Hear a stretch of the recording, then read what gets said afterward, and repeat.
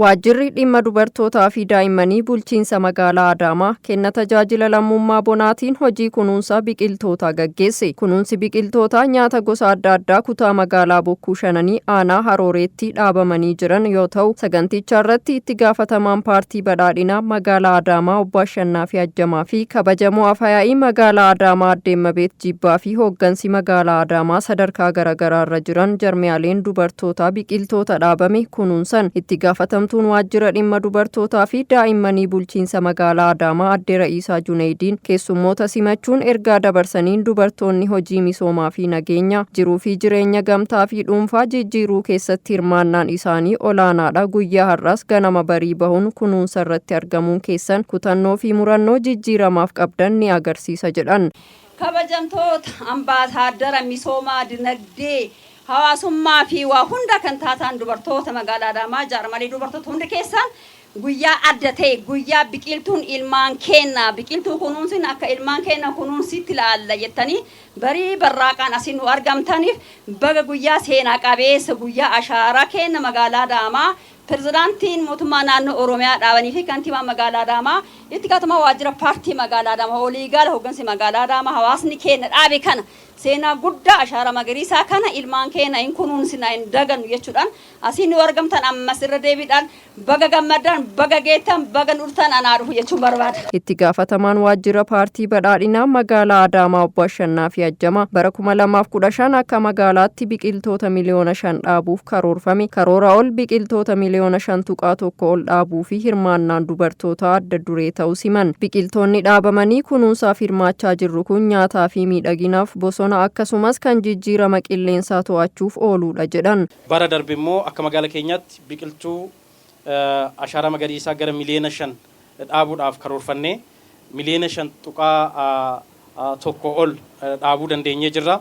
Kana keessatti gaheen keessan gahee leencaa waan ta'eef irra deebi'ee galatoomaa ulfaadhaa isiniin jechuun barbaadaa jechuudha. Har'a bakki itti argamnu kun biqiltuu nyaataaf oolan keessaa tokko akka magaalaa keenyaatti lafa hektaara hedduu irratti abukaadoo, paappayaa, muuzii, burtukaana akkasumas kan kana fakkaatan bara kana bal'inaan dhaabnee jirra. As keessatti hirmaannaa fi qooda fudhannaan dubartootaa akkasumas dargaggoota hojii dhabeeyyii bal'inaan akka keessatti jiraatu ta'ee jira jechuudha. Bakka amma dhaabannu kana dargaggoota keenyatu fudhateetoo hojjechaa ture.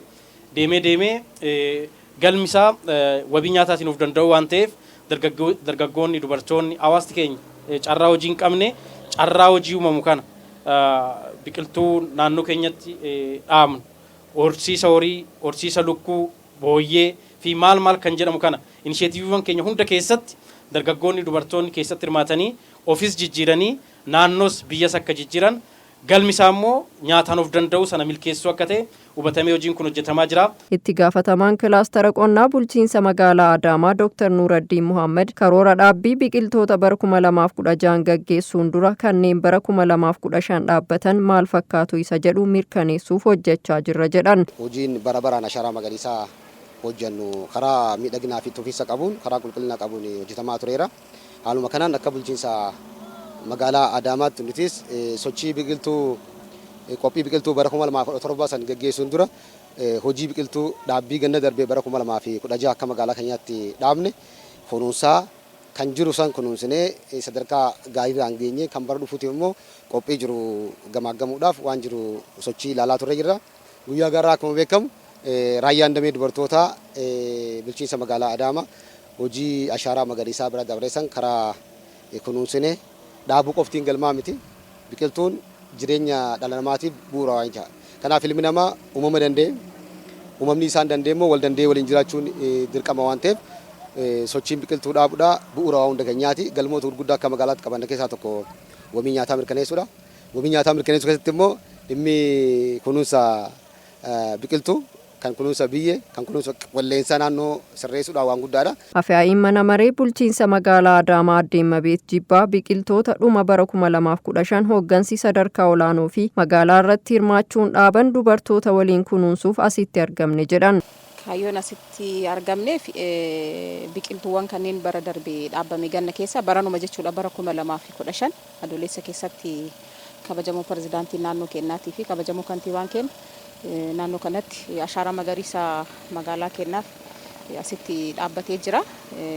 Sanyii abukaadoo sanyii paappaayyeetu dhaabbate kan sadarkaa maalirra jira kan jedhuu fi isa sana immoo keessa isaa jaarmiyaalee dubartootaa wajjin ta'uudhaan biqiltuu kana kunuunsuuf baane. Kanaaf guyyaan irraa guyyaa eebbifamaadhas. Roobnis roobee jira.